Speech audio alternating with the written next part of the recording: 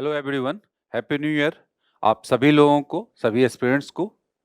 और आज हम लोग 2 जनवरी 2026 के न्यूज़ टुडे के अंक में की शुरुआत करते हैं। और इसमें सबसे पहले हम लोग आज की महत्वपूर्ण सुर्खियों को देखेंगे। आज इसके अंतर्गत हम लोगों ने 5 न्यूज़ आर्टिकल को कवर किया है, जिसमें सबसे पहला खेल गवर्नेंस से संबंधित है। भारत के खेल गवर्नेंस से संबंधित एक रिपोर्ट आई है बेसिकली, उसके बारे में, उसके डिफरेंट आयाम, जो की पॉइंट्स उसमें हाईलाइट किए गए हैं, उसके बारे में हम लोग जानने समझने का प्रयास करेंगे। तो खेल प्रशासकों के क्षमता निर्माण पर रिपोर्ट है ये मूलतः। उसका गिग वर्कर्स की राष्ट्रव्यापी हड़ताल जो हुई थी 31 दिसंबर के आसपास, मतलब नव वर्ष की पूर्व संध्या पे जो देखी गई, तो गिग वर्कर्स और गिग इकोनॉमी से जुड़े हुए जो महत्वपूर्ण मुद्दे हैं और जो महत्वपूर्ण सवाल हैं, वो यहाँ पे हम लोग जानने का प्रयास करेंगे। उसके बाद भारतीय बाजार पर द्वैय अधिकार का बढ़ता प्रभाव, मतलब इस टर्म को डुओपॉली बोला जाता है, मतलब दो कंपनियों का एकाधिकार के रूप में हम लोग इसे समझ सकते हैं अर्थव्यवस्था के संदर्भ में, दो बड़ी कंपनियों का। तो उससे जुड़े हुए जो मुद्दे हैं, उससे जुड़े हुए जो मसले हैं, जो सवाल हैं और जो चुनौतियां हैं, जो भारतीय अर्थव्यवस्था के संदर्भ में आज डिफरेंट सेक्टर में देखी जा रहा है, उसके बारे में विस्तार से बात की जाएगी इसमें, इस आर्टिकल में। आरबीआई की वित्तीय स्थिरता रिपोर्ट जो साल में 2 बार लाई जाती है, जो अर्थव्यवस्था के विभिन्न संदर्भों को दिखाती है, उसके बारे में हम लोग बातचीत करेंगे। क्या इसके मायने हैं, क्या हम लोग इससे सीख सकते हैं, क्या इसमें महत्वपूर्ण की पॉइंट्स हैं। उसके बाद चीन से जोखिम के बिना भारत के आरसीईपी से लाभ। तो बेसिकली ये आरसीईपी जो व्यवस्था है, रीजनल कॉम्प्रिहेंसिव इकोनॉमिक पार्टनरशिप, जो क्षेत्रीय संगठन एक तरह से बोला जा सकता है, तो उसके बारे में, और उसमें जो चीन, आरसीईपी माइनस चीन की जो पॉलिसी रही है भारत की पिछले कुछ वर्षों में, जिससे कि आरसीईपी व्यवस्था का लाभ उठाया जा सके, तो उसके बारे में ये आर्टिकल है। तो चलिए इस तरह से इसके बाद जो संक्षिप्त सुर्खियों में कुछ महत्वपूर्ण सुर्खियां को देखते हैं, जैसे डंक रहित मधुमक्खियों के बारे में, द्वितीयक प्रदूषक के बारे में, प्रधानमंत्री मातृ बंधन योजना के बारे में, ध्रुव एनजी हेलीकॉप्टर, और वैसे ही अंत में करते हुए सुर्खियों में रहा स्थल जो एक बुल्गारिया, उसके बारे में हम लोग जानने का प्रयास करेंगे। तो चलिए हम लोग पहले न्यूज आर्टिकल से स्टार्ट करते हैं। आज के जो पहला न्यूज आर्टिकल हम लोग वही डुओपॉली के संदर्भ में है, कि सबसे पहले इस वर्ड को ही थोड़ा सा हम लोग समझ लेंगे, उसके बाद हम लोग आगे पढ़ेंगे। तो बेसिकली ये जो आर्टिकल है उसका शीर्षक है भारत को अपनी अर्थव्यवस्था में दो कंपनियों को दबदबे। तो इससे स्पष्ट हो ही गया होगा बहुत हद तक, डुओपॉलीज के बढ़ने की से सावधान रहना चाहिए। तो ये संदर्भ है। तो बेसिकली क्या है कि किसी भी विकसित अर्थव्यवस्था को बनने के लिए अर्थव्यवस्था का व्यापक रूप से प्रसार होना आवश्यक है। उसमें डाइवर्सिफिकेशन, भिन्नताएं, विविधता होना आवश्यक, मतलब एक से अधिक प्लेयर, मतलब दो से अधिक प्लेयर की आवश्यकता। जितने अधिक प्लेयर होंगे, कंपटीशन उतना ज्यादा प्रेरित होगा, और जितने कम प्लेयर होंगे उनका एकाधिकार बढ़ेगा। और इसके जो है व्यापक प्रभाव हैं कंज्यूमर राइट्स, कंज्यूमर की दृष्टिकोण से भी और देश की अर्थव्यवस्था के दृष्टिकोण से भी, जो इस पे भी की जिस पे कि हम लोग बातचीत इस आर्टिकल में करेंगे। लेकिन कुल मिलाकर ये अगर क्रक्स समझा जाए कि डुओपोली जो ये संकल्पना है या स्थिति है, ये किसी भी सेक्टर के लिए, किसी भी इकोनॉमी के लिए जो सकारात्मक स्थिति प्रस्तुत नहीं करता है कहीं ना कहीं से, और कहीं ना कहीं इसके व्यापक जो है नकारात्मक परिणाम हो सकते हैं, जिससे कि व्यापक स्तर पे जो है ना अर्थव्यवस्था को प्रभाव पड़ सकता है। इसीलिए देश में भी इस प्रकार की व्यवस्थाएं या विनियमन के प्रयास किए जाते रहे हैं, और ऐसी संस्थाएं काम करती है जिससे विभिन्न क्षेत्र, किसी भी क्षेत्र में इस प्रकार की स्थिति ना उभर पाए। एकाधिकार, मोनोपोली जिसको बोला जाता है, और द्वैधाधिकार, डुओपोलीज, इस तरह की चीजें को कम किया जा सके और अधिक से अधिक प्लेयर को लाया जा सके। ये लेकिन आज हम लोग ये चर्चा क्यों कर रहे हैं, इसका पृष्ठभूमि क्या है? पृष्ठभूमि है अभी इंडिगो एयरलाइंस का मुद्दा उभरा, और इंडिगो एयरलाइंस में जो है ना, हमने देखा कि एयरपोर्ट पे जो है ना, वहां की उड़ानें भरना बंद कर दिया उनके हवाई जहाजों के द्वारा। अब मतलब कुछ तकनीकी खराबी या तकनीकी समस्या का हवाला देते हुए कंपनी के द्वारा इस तरह की चीज़ें कदम उठाया गया। हालाँकि चीज़ें और लंबी थी और जिससे कि पूरे देश भर में जो जो यात्री थे, उनको परेशानी झेलना पड़ा और यहाँ पे सरकार को भी सामने आना पड़ा सवाल देने के सब सवालों के जवाब देने के लिए आम जनता के। तो इस तरह की स्थिति के संदर्भ में लोग समझ सकते हैं कि दूरसंचार, फूड डिलीवरी, विमानन आदि में ऐसी बड़े सेक्टर है, जो महत्वपूर्ण सेक्टर डायरेक्ट जो है किससे जुड़ा हुआ है? किसी महत्वपूर्ण कमोडिटी मतलब महत्वपूर्ण प्रोडक्ट जो कि हमारे आपके जीवन से की ज़रूरतों से जुड़ा है और यह सेवा, जैसे विमानन जैसी सेवाएँ और जैसे दूरसंचार जैसी सेवाएँ, फूड डिलीवरी जैसे प्रोडक्ट हम लोग देख सकते हैं। अगर ये आज बंद हो जाएँ, तो शायद हमारा जीवन जो है ना महत्वपूर्ण रूप से प्रभावित हो सकता है और रुक सकता है बहुत हद तक। तो ये चीज़ें जो है ना यहाँ पे खतरा यही है कि भारतीय बाज़ार पे हावी हो रहा है ये द्वैध अधिकार डुओपोली की समस्या और यही संदर्भ रहा कि इंडिगो उड़ान का जो संकट हुआ उसके कारण से ये चर्चा हो रही है और बेसिकली यही इस संकट ने वस्तुओं और सेवाओं की आपूर्ति को बड़े पैमाने पे प्रभावित कर सकता है मतलब देश में जो सप्लाई चेन है उसको डिस्टर्ब कर सकता है। तो सप्लाई चेन डिस्टर्ब होने के कारण क्या है? एक व्यापक तौर पे अर्थव्यवस्था तो प्रभावित होगी ही होगी, आम जनता जो आम कंज्यूमर है वो प्रभावित होगा डायरेक्टली। तो इसलिए इसके विभिन्न संदर्भों को हम लोग समझते हैं और विस्तार से समझने का प्रयास करते हैं क्या है। अधिकतर चीज़ें तो हमने बात कर ही ली कि बेसिकली क्या है कि ऐसी स्थिति है ये बाजार की, बाजार में संपूर्ण अर्थव्यवस्था में या फिर विभिन्न किसी एक क्षेत्रक की बात करते हैं। तो क्षेत्रक हमने देखा ही टेलीकॉम, फूड डिलीवरी या फिर परिवहन सेक्टर में जैसे कैब इंडस्ट्री, उस तरह से हम लोग डिफरेंट सेक्टर में देख सकते हैं जिसमें 2 ही आपूर्तिकर्ता हों, जो सर्विस प्रोवाइडर हो 2 ही हो। जैसे टेलीकॉम कंपनियां 2 ही हों, जो मोबाइल भी इंटरनेट सेवा भी प्रदान करती, 2 ही हों। वस्तु या सेवा के बाजार पर पूरी तरह हावी अगर हो जाए तो इस तरह की स्थिति उत्पन्न होती है। यहाँ पे उदाहरण भी दिया हुआ है कि आपूर्तिकर्ता वाले जो है ना बाजार सामान्य होते जा रहे हैं जैसे ओला और उबर, मतलब कैब इंडस्ट्री है ये। अगर इन दोनों के द्वारा कोई निर्णय लिया जाता है तो वो आम जनता के लिए और सरकार के लिए भी कुछ हद तक मानना जो है मजबूरी हो सकती है क्योंकि वही 2 प्लेयर हैं, उन्हीं का पूरा वर्चस्व है। उसका अर्थ क्या द्वैधाधिकार के बढ़ने के लिए उत्तरदायी कारक क्या हैं? कारक यही है कि कैपिटल इंटेंसिव इंडस्ट्री हो सकती है। बहुत बड़ी पूंजी की आवश्यकता होती है यहाँ पे कारोबार को प्रारंभ करने के लिए या फिर उसके संचालन के लिए, ऑपरेशन के लिए। तो यही कारण है जैसे कि एविएशन सेक्टर हम लोग ले सकते हैं कि एविएशन सेक्टर में किसी नए प्लेयर की एंट्री के लिए बड़ी पूंजी की आवश्यकता होती है और वहां पे सरवाइव करने के लिए भी। तो इसलिए ये जो है कुछ एक प्लेयर ही वहां पे अपनी उपस्थिति दर्ज करवा सकते हैं जिस कारण से एक स्थिति ऐसी आती है कि कम प्लेयर ही बचते हैं। नेटवर्क प्रभाव क्या है कि बड़ी कंपनियां क्या है अपने ग्राहकों को आकर्षित करने में क्योंकि उनके पास पूंजी अधिक है, उनके पास रेवेन्यू अधिक है और विभिन्न प्रकार की बिजनेस है से रेवेन्यू उनके पास है। तो उससे जो है अपने ग्राहकों को आकर्षित करने में मतलब ग्राहकों को आकर्षित करने और ग्राहकों को अपने पास रोके रखने में सक्षम होती है। जबकि दूसरा जो कॉम्पिटिटर कंपनी जो नई कंपनी या छोटी कंपनियां हैं वो इसमें विफल हो जाती है जिससे कि अंततः कंपटीशन से बाहर हो जाती हैं। नेटवर्क प्रभाव इसी को बोला जा सकता है। मतलब बड़ी कंपनियां नेटवर्क करके अपने ग्राहकों को अंततः वही है सभी कंपनियों का अंततः लक्ष्य वही होता है कि अधिक से अधिक ग्राहक को अपने स्टोर तक आकर्षित किया जा सके और अपना सामान या सेवा बेची जा सके।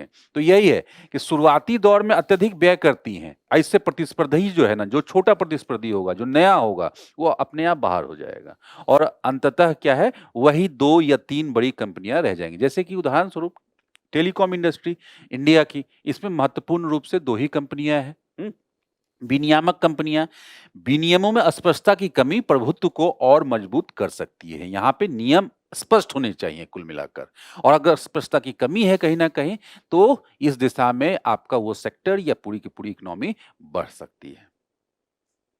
चुनौतियां क्या है? यही सब चीजें जो हमने डिस्कस किया कि सबसे पहले क्या कीमतों में बढ़ोतरी और कम सामर्थ्य, कीमतों में बढ़ोतरी क्यों हुई? 2 ही प्लेयर हैं और 2 प्लेयर जो डिसीजन लेंगे, नीति बनाएँगे, उस पे लागू करना जो है, उसे देना, वो उनके पास ही होगा अधिकार, क्योंकि मार्केट में कंपटीशन नहीं है, कोई अन्य प्लेयर नहीं है जिससे उन्हें कम्पीट करना है। तो वही कि प्रतिस्पर्धी दबाव नहीं है उनके ऊपर कि अगर 2 लोगों ने मूल्य बढ़ा दिया अपने प्रोडक्ट या सेवा का, तीसरा या चौथा या पाँचवाँ जो है वो सेवा देने के लिए है। लेकिन ऐसा कुछ है ही नहीं यहाँ पे कुछ है ही नहीं, सिर्फ़ 2 ही लोग हैं। अगर 2 लोगों ने मिलकर अगर बढ़ा लिया, तो वही मूल्य पे जो है ना आप डिलीवरी लेने के लिए मजबूर हो गए। जैसे कि आप देखो फूड डिलीवरी में जब स्टार्ट हुआ था ये कांसेप्ट, तो ये चीज़ें जो है ना सस्ती थी। लेकिन धीरे-धीरे जैसे आप देख रहे हो, जैसे चीज़ें ये पॉपुलर हो रही हैं, इसका प्रसार हो रहा है, तो डिफरेंट टाइप के चार्जेज़ और डिफरेंट टाइप के जो है ना शुल्क के कारण जो है ना, ये चीज़ें कहीं न कहीं बढ़ रही हैं।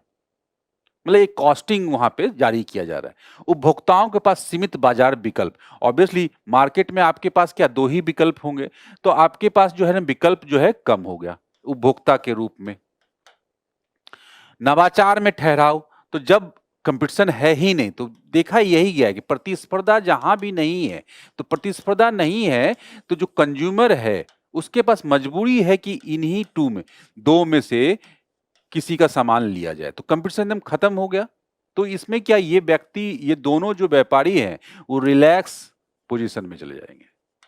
और रिलैक्स पोजीशन में करें कि अपने प्रोडक्ट को नया बनाने में, प्रोडक्ट में वैल्यू एडिशन करने में, समय के साथ-साथ बदलाव करने की के लिए प्रति जो है ना प्रेरणा जो है ना, जो प्रेरित करता है उन्हें, कंपटीशन की भावना, वो कम हो जाएगी कहीं न कहीं और कहीं न कहीं इसका लाभ हानि किसको होगा? नवाचार को जो है फ़ायदा नहीं मिलेगा। जैसे कि वो दूरसंचार क्षेत्रक है, अत्यधिक लॉबिंग शक्ति और विनियामक प्रभाव, ऑब्वियसली 2 ही लोग हैं, 2 ही एंटिटी है, 2 ही प्लेयर हैं, तो इस तरह की चीज़ें कि अपने हक में लॉबिंग बेसिकली क्या है?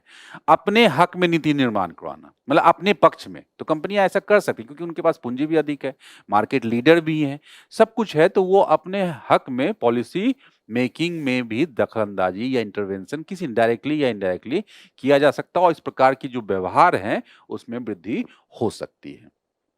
ठीक है? तो यही है कि शक्तिशाली द्वैधाधिकार संपन्न कंपनियाँ अपने हितों की रक्षा करने के लिए नई तकनीकों को रोकने के लिए अब बेसिकली यही है कि जो नए तकनीक है या नए प्लेयर हैं, उनको रोकने के लिए विभिन्न प्रकार की चीज़ों को, प्रयासों को किया जा सकता है कि इस प्रकार से नीति उसी तरह से चलती रहे जिससे कि जो उन्हें सूट करता हो। जैसे कि ई-कॉमर्स क्षेत्र में जो बड़ी कंपनियाँ हैं, वो अपना प्रभुत्व बनाए रखने के लिए इस प्रकार की चीज़ें, ये केसेज़ डिफरेंट विश्व में डिफरेंट जगहों पे ये चीज़ें देखी जाती रही हैं। प्रणालीगत सुविधता और क्षमता की विफलता। तो बेसिकली यही है कि प्रणालीगत सुविधता, ये जो है संवेदनशील क्यों हो जाता है? क्योंकि द्वैधाधिकार में एक ही अभिकर्ता की विफलता से मतलब पूरे मार्केट में, पूरे सेक्टर में, मान लिया जाए कोई भी सेक्टर है, ए, बी, सी, कोई भी सेक्टर है, इसमें 2 ही प्लेयर हैं, ए और बी। अब इसमें से कोई एक अगर फेल हो गया, क्योंकि इसी के पास मार्केट का इतना बड़ा वॉल्यूम है, तो अगर ये फेल हो गया तो इसका मतलब इसका प्रभाव उतने कंज्यूमर पे पड़ेगा, उसके बाद पूंजी निर्माण पे पड़ेगा और सबके कारण क्या अर्थव्यवस्था पे पड़ेगी, उस क्षेत्र पे पड़ेगा और अर्थव्यवस्था पे इसका प्रभाव होगा। तो कुल मिलाकर क्या कम प्लेयर होना ये एक जोखिम भरा काम है, तो इसलिए विविधता होनी चाहिए जिससे कि सर्वाइवल जो है ना, जिससे कि ग्रोथ जो है मेंटेन रखा जा सकता है लंबे समय तक और इस तरह के जोखिम से बचा जा सकता है। यही है, जैसे कि विफलता से अर्थव्यवस्था को बड़ा नुकसान हो सकता है और मांग अधूरी रह सकती है, क्योंकि मांग तो होगी लेकिन कंपनियां विफल हो गई जो कि प्रोडक्ट और सेवाएं दे रही थी वही नहीं है। उदाहरण के लिए विमानन क्षेत्र में हालिया इंडिगो संकट, अब प्लेयर एक ही था इंडिगो और इंडिगो फेल हो गया, तो इंडिगो को के विकल्प के तौर पे कोई भी नहीं है जिसे उस सेवा के लिए कहा भी जाए सरकार के द्वारा। ये इस तरह की स्थिति को आप समझ कर आप देखें आप कि कोई उसके पास अल्टरनेट है ही नहीं, मतलब सरकार के पास भी, क्योंकि 2 ही प्लेयर हैं जिसके पास उतनी कैपेसिटी हो, क्षमता हो कि देश भर में एक साथ ऐसी जो अर्जेंट सिचुएशन है, इमरजेंसी सिचुएशन है, उससे उसमें काम किया जा सके। तो ये चीज़ें भी यहाँ पे ध्यान देना आवश्यक है। निष्कर्ष और मौजूदा विनियामक तंत्र क्या है? तो निष्कर्ष यही है कि कंपटीशन को बढ़ावा देना है, मोनोपोली को रोकना है कुल मिलाकर। और मोनोपोली कहीं से भी देश की अर्थव्यवस्था के लिए अच्छा नहीं है, चाहे एक कंपनी का अधिकार हो, चाहे दो कंपनियों का अधिकार। हमने देखा क्या चुनौतियां, क्या उसके प्रभाव हो सकते हैं। तो इसके लिए व्यवस्था सरकारों ने क्या किया? कंपटीशन कमीशन ऑफ इंडिया देश में क्या बनाई गई? Competition commission of India. तो ऐसी जो संस्थाएं हैं उनके रोल को, भूमिका को बढ़ाना होगा, जिससे कि प्रतिस्पर्धा को बढ़ाया जा सके। और क्या कि घटना के बाद, मतलब जो कोई भी घटना हो उसके बाद एक्ट करने से अच्छा कि अग्र सक्रिय, मतलब पहले से मतलब क्या? सर्विलांस, निगरानी के रूप में, कि पहले से स्थितियों की जानकारी होनी चाहिए कि इंडिगो की घटना आज एक दिन में नहीं हुई, बल्कि ये पहले से बहुत सारी घटनाओं का परिणाम है।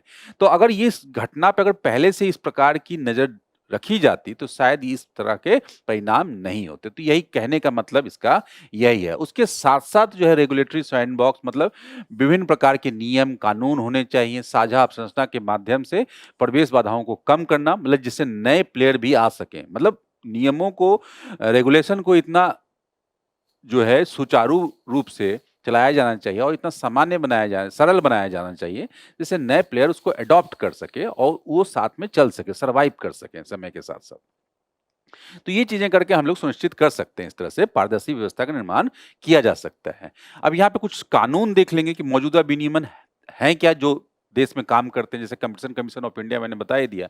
तो सबसे पहले क्या, प्रतिस्पर्धी अधिनियम है 2002 का, यही पुराना है, कि जो कि बाजार को, विरूपण को देखता है कि कहीं से भी बाजार में डिस्टॉर्ट करने वाली कोई व्यवस्था तो नहीं चल रही है, मतलब किसी बड़ी कंपनी के द्वारा जो अपना प्रभुत्व स्थापित करने के लिए, एकाधिकार स्थापित करने के लिए इस तरह की पॉलिसी अपना रही है, जिससे कि कंपटीशन को खत्म किया जा सके। तो ये कानूनी ढांचा है। और उसी में जो है भारतीय प्रतिस्पर्धी आयोग है, ये प्रतिस्पर्धा कानूनों को लागू करने के लिए जिम्मेदार वैधानिक प्रहरी के रूप में काम करता है। जैसे कि एक जगह सेबी है, उसी तरह से ये सीसीआई भी अपने एंटिटी में, डोमेन में काम करता है। उसके साथ साथ जितने भी जो विनियामक संस्थाएं हैं, जैसे क्षेत्रीय विनियामकों की भूमिका भी है, जैसे दूरसंचार क्षेत्र में भारतीय दूरसंचार विनियामक प्राधिकरण ट्राई है, जैसे नगर विमानन में ही डीजीसीए है, आपने सुना होगा कि विमानन से संबंधित कोई भी मुद्दा आता है तो डीजीसीए का नाम आता है, क्योंकि ये सर्वोच्च जो है ये रेगुलेटरी बॉडी है। तो इनकी भी भूमिका है इसके देखरेख करने की, कि इस प्रकार की व्यवस्था, इस प्रकार की स्थिति निर्मित ना हो पाए। अब चलिए, ये इंपॉर्टेंट टॉपिक है, इससे संबंधित डायरेक्टली इनडायरेक्टली या जो इसके दुष्प्रभाव हमने पढ़े, चुनौतियां पढ़ी और जो कानूनी ढांचा पढ़ा, उससे संबंधित विभिन्न प्रकार के प्रीलिम्स में भी, मेंस में भी प्रश्न आ सकते हैं।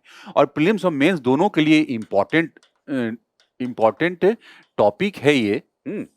और इस पे क्या है कि इकोनॉमी तो हमने बताया है कि जीएस3 इकोनॉमी से संबंधित है, देश के विभिन्न सेक्टर से संबंधित है, इस तरह से। तो चलिए, सबसे पहले तो यही है कि द्वैधाधिकार के उभार के कारणों में शामिल है, इस प्रकार से सामान्य, क्योंकि चर्चा में रहेगा, ये विभिन्न प्रकार के आर्टिकल आएंगे, तो आपको यूपीएससी क्या है इस प्रकार के टर्मिनोलॉजी रख देती है आपके सामने 1 2 3 4, और आपकी कितनी अस्पष्टता है, क्योंकि वो पॉपुलर हो चुकी है, क्योंकि घटना काफी बड़ी हो चुकी है। तो इस प्रकार से यूपीएससी उस घटना से जुड़े हुए प्रश्न पूछ सकती है।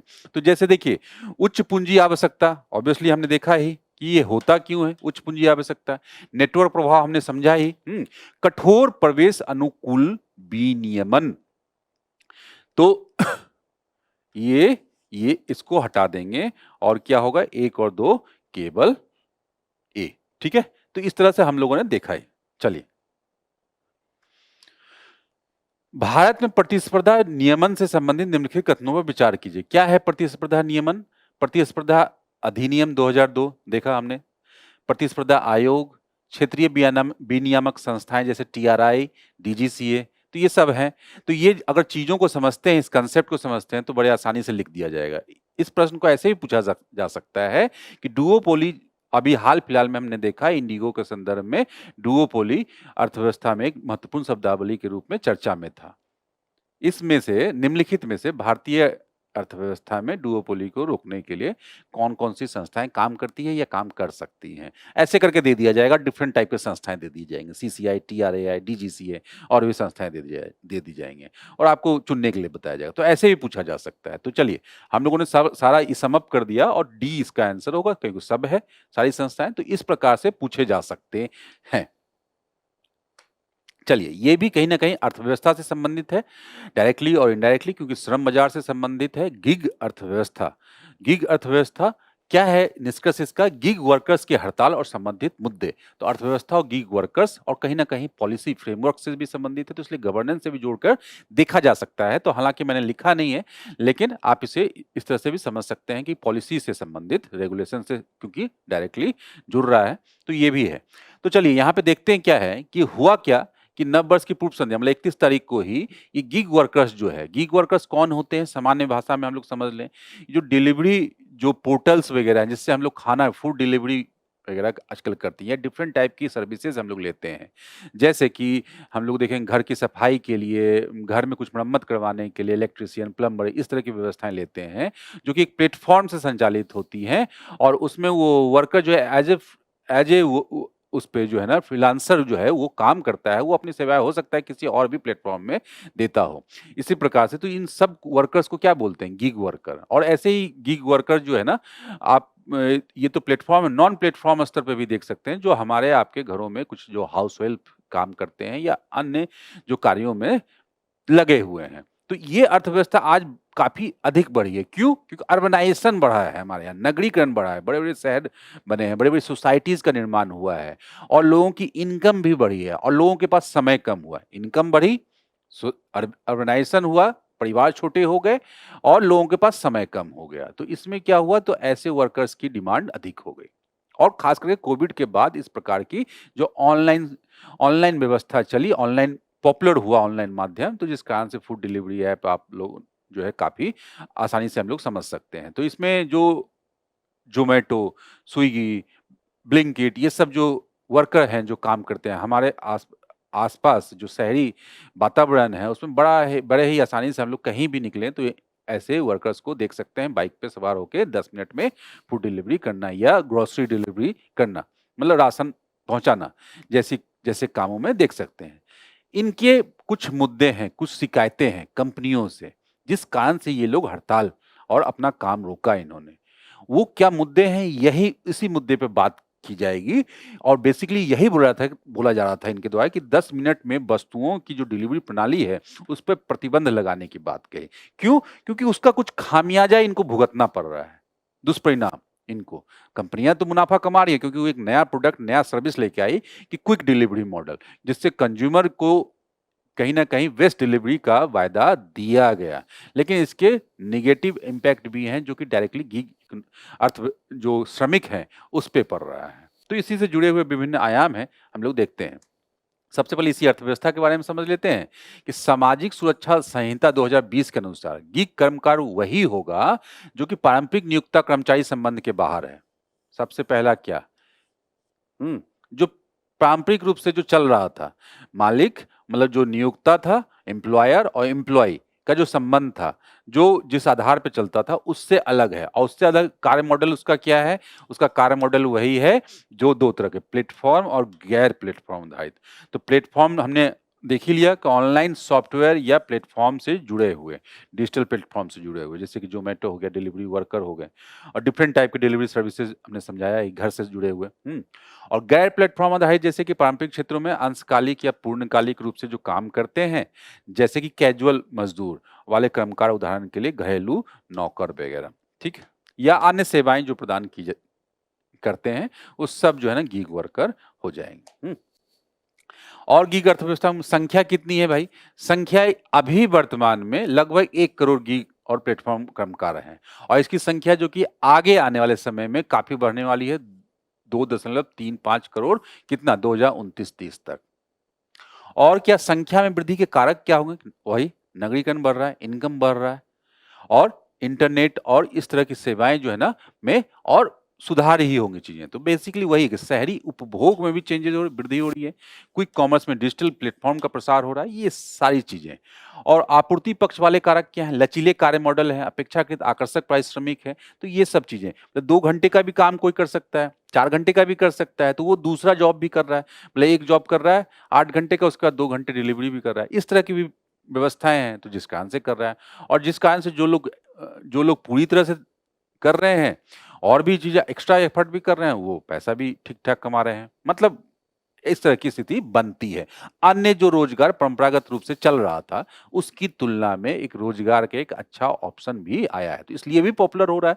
श्रमिकों के दृष्टिकोण से देखा जाए तो चुनौतियाँ क्या हैं? चुनौतियाँ सबसे पहले वही, आय में अस्थिरता, ठीक है? एक तो प्रोस्पेक्ट है, एक है कि जो है आय में वृद्धि होती है, लेकिन ये भी है यहाँ पे कि आय जो है इसमें बहुत सारे रूल्स रेगुलेशंस हैं, बहुत सारे रूल और रेगुलेशंस हैं, जिसके कारण से जो है ना इनके जो फिक्स्ड आय है, वो वाला जो मॉडल यहाँ पे काम नहीं कर रहा है। जैसे कि प्रति ऑर्डर भुगतान में कमी, कम मूल पारिश्रमिक बेस पे के कारण आय अनिश्चित बनी रहती है कि जितना ऑर्डर आप करोगे उतना आपको पैसा दिया जा सकेगा। हो सकता है कि उस दिन ऑर्डर वो कम डिलीवर कर पाए या सर्विस कम डिलीवर कर पाए, तो उस स्थिति में उसकी जो जो उस दिन की आय है कम हो जाती है। तो इस प्रकार से क्या एक फिक्स्ड इनकम नहीं है, एक बड़ा मुद्दा हो गया। दूसरा क्या है, व्यवसाय से संबंधित जोखिम। वही व्यवसाय से संबंधित जोखिम मतलब क्या, 10 मिनट में आपको डिलीवरी करनी है, लेकिन सड़कें वैसी नहीं है, भीड़-भाड़ ज़्यादा है, उसके बाद रोड रेगुलेशन हमारे यहाँ ठीक नहीं है, डिफरेंट टाइप की चीज़ें हैं। या अन्य चीज़ें जो है मौसम से संबंधित समस्या, जो भी चीज़ें हैं। लेकिन 10 मिनट में जो कमिटमेंट है कंपनी का, उसे पूर्ति करने के लिए बहुत बार क्या एक्सीडेंट की घटना से भी ये लोग और जल्दबाजी में अपना भी नुकसान इन्हें हो सकता है। तनाव में वृद्धि भी, स्ट्रेस भी आप इसे देख सकते हैं कि स्ट्रेस हमेशा स्ट्रेस बना रहना कि जल्दी-जल्दी देना है, ये इसका महत्वपूर्ण पक्ष है। सामाजिक सुरक्षा योजनाओं को लाभ नहीं मिलना, तो कुल मिलाकर इस प्रकार की जो कार्य जो इनकी शैली है और उसमें कार्य के दौरान जो किसी प्रकार की दुर्घटना या किसी प्रकार की जो उनके साथ नकारात्मक चीज़ें हो जाए, तो उसके प्रति जो है ना या कोई बीमा या कंपनसेशन जैसी जो है पेंशन, इस तरह की सामाजिक सुरक्षा जो है योजनाओं का लाभ इन्हें नहीं है। हुँ? कवरेज में कमी क्या है? कवरेज में कमी बेसिकली वही है कि रूल ये है कि सामाजिक सुरक्षा लाभों के लिए पात्र होने हेतु बेसिकली गिग और प्लेटफ़ॉर्म कर्मियों को 1 वित्तीय वर्ष में कम से कम 90 दिनों तक काम करना होगा या फिर किसी एग्रीगेटर के साथ जुड़े होने की अनिवार्यता का प्रस्ताव है। और क्या इस प्रस्ताव का अत्यधिक प्रतिबंधात्मक होने का आलोचना की जा रही है कि बेसिकली आप 90 दिन तक जो है ना किसी एग्रीगेटर के साथ जुड़ा होना चाहिए साल में, तभी जाके आपको इस प्रकार की जो सामाजिक सुरक्षा लाभ है वो आपको मिल पाएगा। और एल्गोरिदमिक आधारित प्रबंधन क्या है, ऑर्डर के आवंटन जो एलोकेट किए जाते हैं ऑर्डर और किसी कर्मी को प्लेटफॉर्म से हटाने की प्रक्रियाएं बड़ी अपारदर्शी हैं। मतलब किसी भी आधार पे मर्जी से, मन मर्जी से, अपारदर्शी तरीके से, बिना बताए हुए, बिना कारण नोटिस दिए हुए उसे हटा दिया जाता है, उसकी रेटिंग के आधार पे या डिफरेंट जो व्यवस्थाएँ चली आ रही हैं। जिससे क्या होगा कि जो सामूहिक सौदेबाजी वाली जो स्थिति है, वो कहीं न कहीं मतलब आपके पास बार्गेनिंग पावर जो है ना कम हो रही है, शक्ति कम हो रही है। जो सामान्य कर्मचारियों के पास था कि वो अपना ट्रेड यूनियन बना सकते हैं, वो अपने लिए बार्गेन कर सकते हैं। मतलब सामूहिक जो सौदेबाजी की स्थिति है, वो उनके लिए बाकायदा उनके लिए ऐसा माहौल था वहाँ पे, लेकिन यहाँ पे इस तरह की स्थिति नहीं है। उठाए गए कदम क्या हैं? सामाजिक सुरक्षा संहिता 2020 एक औपचारिक सामाजिक सुरक्षा ढांचा बनाएगा, जिसमें क्या है कि पात्रता मानदंड जो है 90 दिवसीय नियम जो है ना, इसको जो है बदल के क्या किया, जो गिग कर्मी वर्ष में कम से कम 90 दिन, कम से कम या विभिन्न प्लेटफ़ॉर्म पे कुल 120 दिन, तो थोड़ा-सा इसमें बदलाव किया गया है। कार्य करते हैं वो ई श्रम पोर्टल, अब ध्यान में रखेंगे 2-2 चीज़, ई श्रम पोर्टल पे रजिस्टर करवा सकते हैं, आयुष्मान भारत के माध्यम से स्वास्थ्य व दुर्घटना बीमा ले सकते हैं, जैसे सामाजिक सुरक्षा योजना का लाभ उठा सकते हैं। तो काफ़ी महत्वपूर्ण है ई श्रम पोर्टल, आयुष्मान भारत। उसका प्रधानमंत्री सुरक्षा बीमा योजना, इस योजना के तहत सभी पात्र पंजीकृत असंगठित कामगारों को 2 लाख रुपए तक की वार्षिक दुर्घटना बीमा सुरक्षा प्रदान की गई है। और राज्य सरकार द्वारा जैसे कि काफ़ी चर्चा हुई, राजस्थान प्लेटफ़ॉर्म आधारित गिग कर्म का अधिनियम 2023, ठीक है? चलिए, अब हम लोग नेक्स्ट न्यूज़ पे आर्टिकल पे चलते हैं। नेक्स्ट न्यूज़ आर्टिकल है कि भारत को आरसीपी से लाभ और चीन का जोखिम। तो सबसे पहले इसके फुल फॉर्म को ही देख लेंगे। इस संस्था में एक क्षेत्रीय संगठन है। आरसीपी मतलब रीजनल कॉम्प्रिहेंसिव इकोनॉमिक पार्टनरशिप, जो हम लोगों को बेसिकली मतलब एशिया पैसिफिक में एशिया पैसिफिक में प्रशांत एशिया क्षेत्र में भारत के अलावा जो आसियान कंट्री हैं और उसके बाद प्रशांत महासागर के इर्द-गिर्द जो बसे हुए राष्ट्र हैं, जैसे कि ऑस्ट्रेलिया, न्यूज़ीलैंड, इस तरह के जो राष्ट्र हैं और साउथ कोरिया, जापान, इस तरह के राष्ट्र हैं और उसमें चीन भी शामिल है। वो मिलाकर एक मुक्त व्यापार की व्यवस्था का निर्माण किया गया है, जिससे कि इस क्षेत्र में व्यापक व्यापार को बढ़ावा दिया जा सके। तो अंतर्राष्ट्रीय स्तर पे इस संगठन की इसलिए महत्ता काफ़ी अधिक है। क्यों? क्योंकि बड़ा जनसंख्या और विश्व के बड़े व्यापार को ये कवर करता। तो कवरेज और जनसंख्या के आधार पे आरसीपी इसलिए काफ़ी महत्वपूर्ण है। लेकिन इसमें एक मुद्दा ये भी है कि भारत और चीन के हितों को टकराव, क्यों? क्योंकि चीन मैन्युफैक्चरिंग में, निर्यात में दुनिया में सबसे महत्वपूर्ण स्थिति में आज पहुँच चुका है।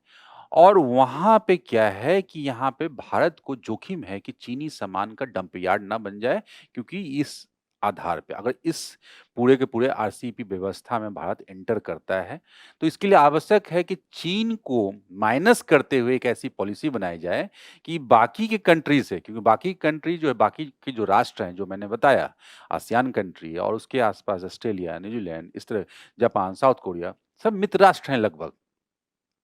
उनसे संबंध बनाना और खास करके व्यापारिक संबंध बनाना, आयात-निर्यात का संबंध बनाना आवश्यक है। तो इसके लिए आवश्यक है कि भारत के इससे द्विपक्षीय संबंध हों, जिसमें कि चीन को माइनस कर दिया जाए। तो इससे क्या होगा, आरसीईपी में भारत होगा भी और भारत को जो चीन का जोखिम था वो कम हो जाएगा। तो कुल मिलाकर पूरी की पूरी घटना यही है, इसी के इर्द-गिर्द है कि आरसीईपी में की जो लाभ हैं उसे प्राप्त भी करना है और चीन के जोखिम को कम करना है। उसी से संबंधित अभी क्या अब चर्चा में क्यों कर रहे हैं हम लोग? चर्चा इसलिए कर रहे हैं क्योंकि अभी इसी में से आरसीईपी के एक महत्वपूर्ण मेंबर न्यूजीलैंड से हमने एफटीए साइन किया है। यही है कि भारत ने चीनी जोखिमों से स्वयं को सुरक्षित रखते हुए आरसीईपी से क्षेत्रीय व्यापार के लाभ प्राप्त किए और इसी क्रम में हमने क्या किया?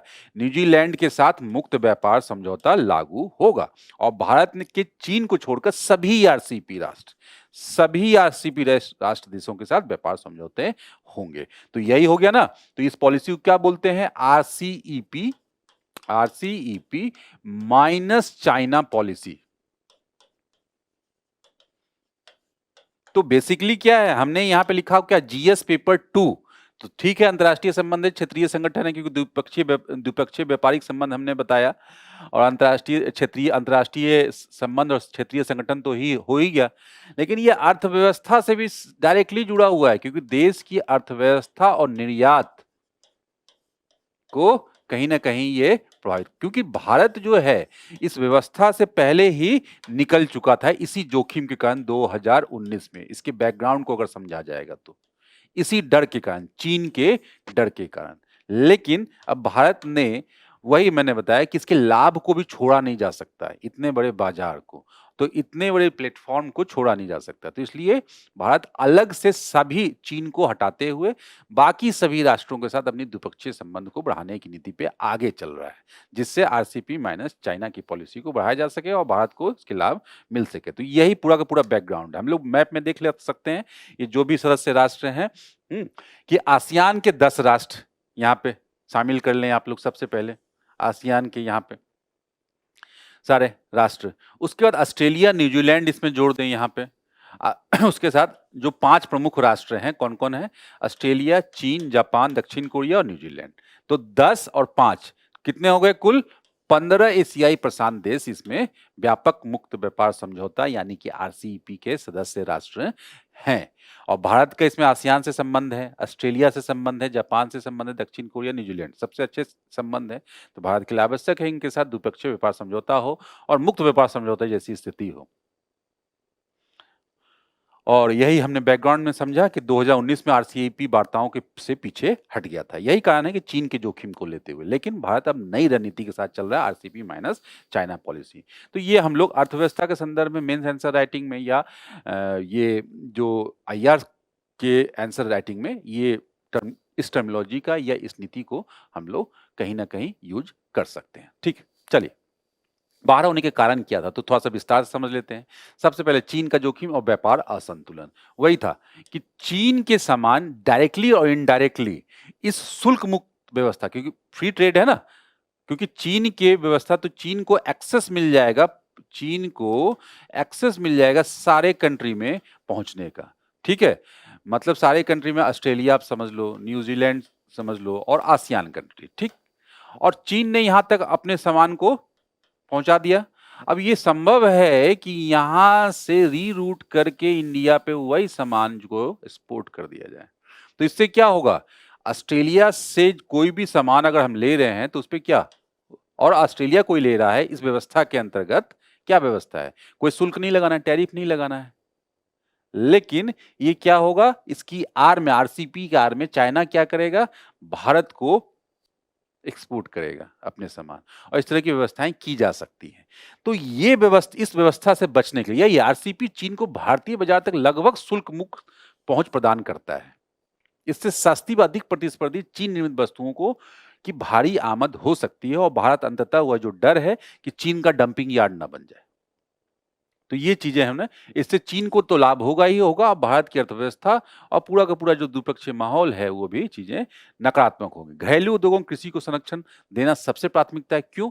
क्योंकि जहां जहां जैसे डेयरी और कृषि से संबंधित, मतलब कृषि और संबद्ध क्षेत्र जो भारत का महत्वपूर्ण निर्यात में भूमिका है और भारत की अर्थव्यवस्था में भी बहुत महत्वपूर्ण दखल रखता है, ये दोनों इंडस्ट्री, इनको भी बचाना, संरक्षण प्रदान करना आवश्यक है संवेदनशील क्षेत्रों को। तो इसके लिए सुरक्षा देना आवश्यक था। उसके बाद अनसुलझी तकनीकी और कानूनी मांगे, जैसे टैरिफ आधार दर, एमएफएन मोस्ट फेवर्ड नेशन दर्जे में संशोधन था, निवेश संबंधी निर्णयों में भारत के संघीय ढांचे की मान्यता जैसी चिंताओं का समाधान नहीं किया गया। ये सब कुछ मुद्दे थे जो भारत के द्वारा उठाए गए और उसका रिजोल्यूशन नहीं किया गया। आत्मनिर्भरता से खतरा क्या है, बेसिकली ये हमने अभी बोला, make in India, local for vocal, vocal for local, इस तरह की चीजें हमने बोला ना, vocal for local, make in India, आत्मनिर्भर भारत। तो कहीं ना, अगर हम लोग आरसीपी को, मुक्त व्यापार को अगर पूरी तरह से खोल दें पूरी आरसीपी कंट्री के लिए, अपने देश को, तो ये जो हमारा जो घरेलू बाजार को बढ़ाने के लिए, बढ़ावा देने के लिए, घरेलू मैन्युफैक्चरिंग को बढ़ावा देने के लिए जो नीति थी वो प्रभावित हो जाएगी। तो हम लोग क्या करेंगे, हम लोग उन देशों के साथ द्विपक्षीय संबंध तो करेंगे, जैसे न्यूजीलैंड के साथ किया, मुक्त व्यापार तो करेंगे, लेकिन सेलेक्टिव स्थिति में या अपने टर्म एंड कंडीशंस पे, अपने टर्म एंड कंडीशन पे, जिससे कि हमारा जो घरेलू हित है वो भी संरक्षित हो और वो संबंध भी जारी रहे, जिससे कि हमें वैल्यू एडिशन करने का मौका मिले अपने निर्यात में, अपने अर्थव्यवस्था में। कुल मिलाकर यही कारण था। अब भारत ने इस लाभ को कैसे सुरक्षित किया, तो उसी पॉलिसी के बारे में, तो बेसिकली उसी पॉलिसी पे हम लोग डिस्कस करेंगे कि आरसीपी माइनस चाइना फॉर्मूला। तो आरसीपी माइनस चाइना फॉर्मूला जो 2025 है, तो एक तरह से ये, इसको विदेश नीति या क्या बोलेंगे, इसको हम लोग विदेश नीति के बारे में पढ़ते हैं, विदेश नीति के आधारभूत मूल्य। तो ये किस प्रकार की विदेश नीति है, प्रैग्मेटिक, व्यवहारिक, व्यवहारिक व्यवहारिक विदेश नीति का ये परिचय है कहीं ना कहीं। और इसी पे चलते हुए हमने क्या किया, भारत ने चीन को छोड़कर सभी आरसीपी सदस्यों के साथ व्यवहारिक और रणनीतिक के तहत क्या एफटीए पर हस्ताक्षर कर लिए हैं, मतलब 14 राष्ट्रों के साथ अलग अलग। और इससे चीन से आयात पर टैरिफ नियंत्रण बनाए रखते हुए, और चीन से आयात पे हमने क्या है, टैरिफ बनाए रखा है, और आरसीपी देशों के बाजारों तक पहुंच सुरक्षित हो गई। ये क्लियर है। उसके बाद क्या, चयनात्मक उदारीकरण और सुरक्षा उपाय, वही सेलेक्टिव होंगे हम लोग, जहां कहां पे उदार होना है और कहां पे सुरक्षा रखना है, ये हमारे हाथ में होगा, कंट्रोल में होगा। और हम लोग 1 to 1, मतलब क्योंकि द्विपक्षीय संबंध है, 1 to 1 हम लोग वहां पे निगोशिएशन करने की स्थिति में होंगे। जबकि सामूहिक अगर इस क्षेत्रीय मंच पे जाते तो शायद उसकी जो मूल उद्देश्य था उसके कारण हम लोग इस प्रकार के बार्गेनिंग पोजीशन में नहीं होते। तो ये द्विपक्षीय समझौते भारत को डेयरी एवं कृषि जैसे संवेदनशील क्षेत्रों को बाहर रखने में अनुमति देगा। अप्रत्यक्ष प्रवेश को रोकना, तो वही चीनी वस्तुओं के अप्रत्यक्ष प्रवेश को रोकना।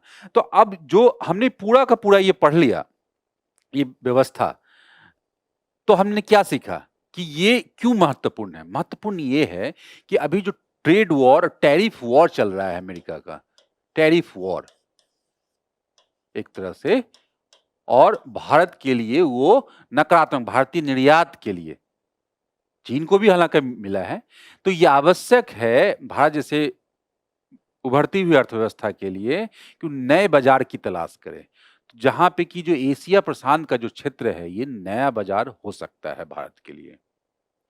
तो इस दृष्टिकोण से जो आरसीपी कंट्री हैं, आरसीपी माइनस चाइना कंट्री जो है, ये महत्वपूर्ण है। तो ये जो टैरिफ वॉर की स्थिति में, जो वर्तमान विश्व की स्थिति है, उसमें ये जो काफी महत्वपूर्ण हो सकते हैं। तो इसलिए भारत इस पे इतनी जल्दबाजी और इतनी एग्रेसिवली काम कर रहा है। तो यही है कि आरसीपी से बाहर रहने का भारत का निर्णय एक सुविचारित व्यापारिक रणनीति थी, और उसके साथ साथ रणनीतिक स्वायत्तता के साथ खुलेपन को संतुलित करता है। मतलब एक बैलेंसिंग एक्ट है ये, संतुलन की नीति इसको बताया जाएगा कि चीन पे भी टैरिफ बनाए रखा गया और उन सारे कंट्री से भी संबंध को बरकरार रखा गया। तो यही है कि टैरिफ संपूर्णता को बरकरार रखा है और प्रणालीगत सुविधाओं से बचा है। भारत की रणनीति सिद्ध करती है कि एकीकरण के लिए आर्थिक सुरक्षा के साथ समझौता करना आवश्यक नहीं है, इंटीग्रेट किया जा सकता है। चलिए, खेल गवर्नेंस से संबंधित नेक्स्ट आर्टिकल क्या है कि ओलंपिक के भविष्य के लिए ब्लूप्रिंट प्रस्तुत किया गया। बेसिकली एक रिपोर्ट, एक जो है टास्क फोर्स का गठन किया गया है, जो प्रसिद्ध जो ओलंपिक खिलाड़ी हैं इससे पहले देश के, अभिनव बिंद्रा की अध्यक्षता में। और इसका विषय यही है कि जो खेल शासन है, जो खेल गवर्नेंस है, मतलब जैसे खेल गवर्नेंस को चलाया जा रहा है, खेल की पूरी व्यवस्था को, संरचना को, उसमें क्या क्या सकारात्मक बिंदु हैं, क्या मुद्दे हैं, उन सबको उजागर करना। और उनके द्वारा, इस कमेटी की रिपोर्ट के द्वारा, इस टास्क फोर्स की कमेटी के द्वारा जो कुछ बिंदुओं को हाईलाइट किया गया है, तो वहां पे यही निकल के आया है कि इस पूरी के पूरी सिस्टम को और अधिक प्रोफेशनल, पेशेवर बनाए जाने की आवश्यकता है, और अधिक जवाबदेह, अकाउंटेबल बनाए जाने की आवश्यकता है, पारदर्शी बनाए जाने की आवश्यकता है, जिससे कि हम कंपटीशन की भावना को बढ़ा सकें, पारदर्शिता को घटा सकें, और हम अपने प्लेयर को अंतर्राष्ट्रीय मंचों पे, अंतर्राष्ट्रीय मंच जैसे ओलंपिक या एशियन गेम्स में उसके प्रदर्शन को और बढ़ा सकें। और इसके जरिए क्योंकि खेल जो है एक महत्वपूर्ण माध्यम है राष्ट्र निर्माण का, युवाओं से जुड़ने का, तो इसके जरिए हम लोग राष्ट्र निर्माण को भी सुनिश्चित कर सके। तो ये कुल मिलाकर यही है। और क्या एक टर्मिनोलॉजी है, एथलीट केंद्रित व्यवस्था को जन्म देना। मतलब एथलीट जो है महत्वपूर्ण है वो, क्योंकि सेंटर में, क्योंकि सारी चीजें तो उसी पर टिकी हुई हैं, पॉलिसी या स्ट्रक्चर या प्रशासन, जितनी भी चीजें हैं, अगर उसे लाभ नहीं हो रहा है, उसके प्रदर्शन में सुधार नहीं हो रहा है, तो बजटिंग या गवर्नेंस का कोई लाभ बेसिकली है नहीं। क्यों? क्योंकि परिणाम में वो चीजें तब तक नहीं झलकेंगी जब तक कि एथलीट पे काम नहीं होगा वन टू वन। तो यही चीज है। इसलिए हम लोग पदक तालिका में कहीं ना कहीं अपने आसपास के या विश्व के बहुत सारे छोटे छोटे कंट्री से भी बहुत पीछे हैं।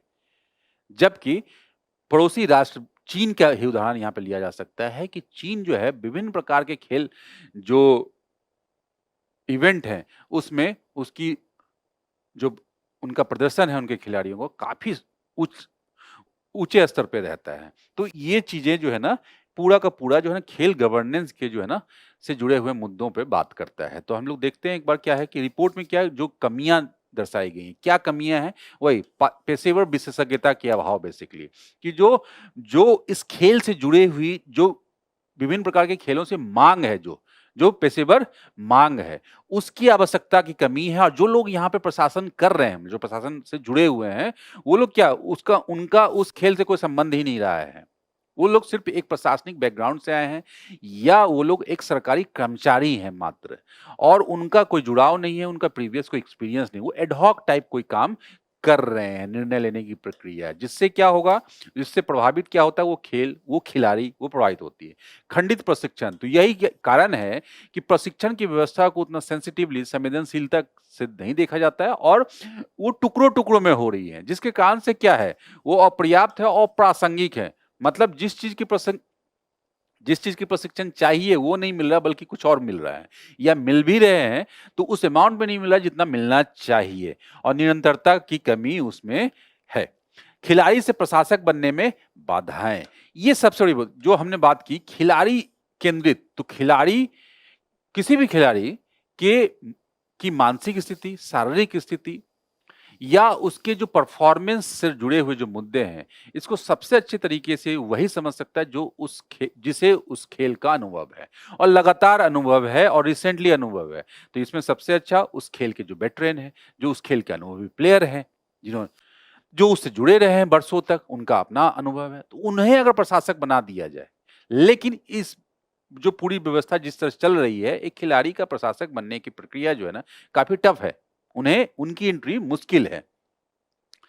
तो यही है कि दोहरे करियर पाथ की कमी है यहाँ पे। अस्पष्ट कार्य क्षेत्र है कि राष्ट्रीय खेल महासंघ जो है, जो बेसिकली जो काम देखा जाता है जिनके द्वारा, उसमें क्या है कि अक्सर गवर्नेंस बोर्ड और जो संचालन वाला जो काम करते हैं, जो ऑपरेशन वाला काम करते हैं, के बीच भूमिकाओं का स्पष्ट विभाजन नहीं होता है, और इससे सत्ता का अत्यधिक केंद्रीकरण हो जाता है। और क्या है, और जहां भी सत्ता का केंद्रीकरण होगा, वहां क्या होगा, नीतियों को लागू का निर्माण करने में, डिसीजन मेकिंग में और उन्हें कार्यान्वयन करने में पारदर्शिता की कमी हो जाएगी।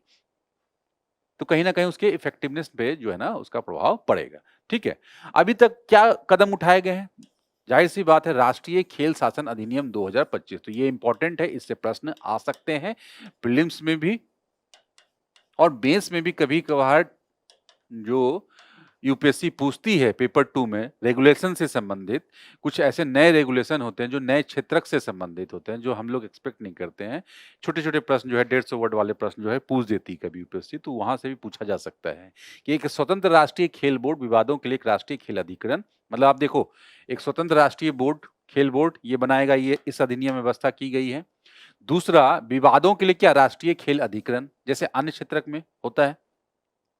राष्ट्रीय खेल चुनाव पैनल आदि की शुरुआत करने संबंधी प्रावधान किए गए, तो काफी स्वागत योग्य, काफी बड़ी उपलब्धि हो सकती है अगर इसे जमीन पे उतार लिया जाए। खेलो भारत नीति 2025, ये काफी प्रेरणादायक है, जो कि ग्रामीण आदिवासी क्षेत्रों में प्रतिभा पहचान को मजबूत करना और जिला ब्लॉक स्तर की सुविधाओं के उन्नयन आदि को नीति है। तो बेसिकली हमारे देश में यही कि विविधता अधिक है, ज्योग्राफिकल एक्सटेंट अधिक है, तो इसमें जो टैलेंट को जो है ना, कोने-कोने से ला पाना, खेल को वहां तक पहुंचा पाना, ये भी अपने आप में जो है ना बहुत बड़ी चुनौती है।